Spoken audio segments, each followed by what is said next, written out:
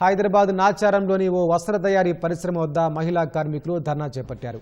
ఏళ్లుగా పనిచేస్తున్న తమకు తక్కువ వేతనం ఇస్తున్నారంటూ రోడ్డుపై బైఠాయించి నిరసన తెలిపారు.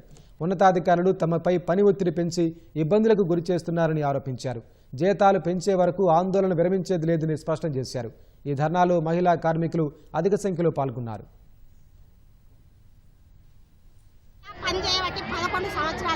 11 సంవత్సరాల నుంచి వాళ్ళు ఎంత జీతం ఇచ్చినా ఎంత టార్చర్ పెట్టినా మూసుకొని పనిచేస్తాను. ఈ రోజున మనిషి కింద కూడా లెక్క చేస్తున్నారు. ఎవ్వరు అర్థమవుతుందా? హౌస్ కీపింగ్ వాళ్ళు కూడా మా మీద పెత్తనం చెల్లాల్సిందే. మేము మూసుకొని చేసేది ఎందుకు? కంపెనీ మంచిది.